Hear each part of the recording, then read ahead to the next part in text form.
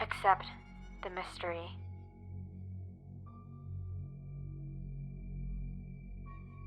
On one autumn day, my cousins and I were playing hide and seek in the forest. There were almost no limits on how far we could go, since we all knew the area well. However, we had one rule: never cross the rusted fences surrounding the woods. We were always warned by our parents that a strange old farmer lived in the property guarded by the rusted fences.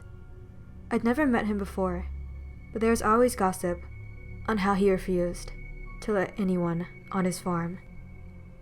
But for some reason, today I was feeling adventurous. It was almost too easy for me to crawl under the fence and make my way into the large field. As I ran through the cornfields, I began to notice something strange. There were multiple scarecrows placed throughout the area, but they all had jack-o'-lanterns placed on top of their lifeless heads. Also, they were each carved with different and unique designs. I was running as fast as I could to the barn when I heard some sort of creaking coming from the farmhouse. On the porch was a man sitting in a rocking chair. I stopped in my tracks. Everything about him seemed like a stereotypical farmer: the overalls, muddy boots, and calm demeanor.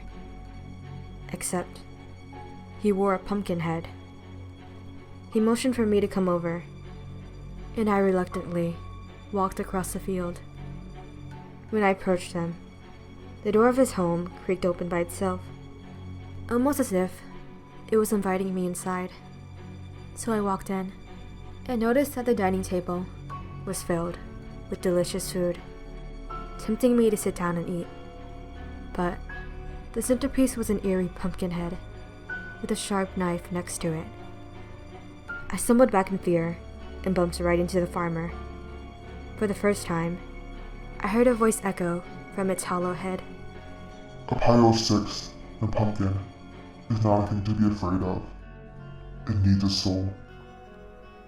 I felt as if I was going to throw up as I stumbled past him and rushed out of the house. Thinking of what it wanted me to do sent a chill down my spine, especially looking back on it once I was home safely. When I made it back home, all of my cousins were waiting for me outside of my house, except for my brother. They told me that he was still out there looking for me, and I began to panic when I realized he couldn't counter that thing lurking on the farm.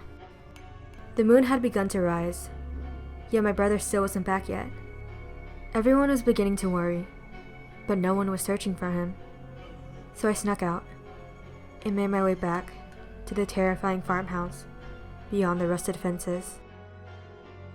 It was so silent, except for the slight creaking coming from the rocking chair.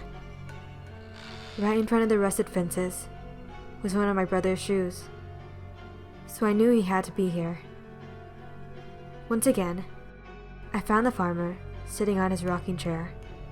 In some sort of desperation, I began begging him to let my brother come home. The farmer stood up, and a terrifying voice echoed from its hollow pumpkin head. Child, what's the rush? Aren't you hungry? As if on cue, the old door began to creak open once again. Reluctantly, I walked inside with my guard up. This time, all the food from before had rotted, and a terrible smell filled the air. I could feel my lunch start to come back up as I realized what the main course was. The centerpiece was the head of the strange farmer who lived here. I stumbled back in disgust, but bumped into the body of the pumpkin-headed man again. But now his pumpkin was gone, and the only thing left on his shoulders was the head of my brother's corpse. Thank you for watching. I hope you enjoyed this video, and have a safe October. So goodbye for now, but not forever.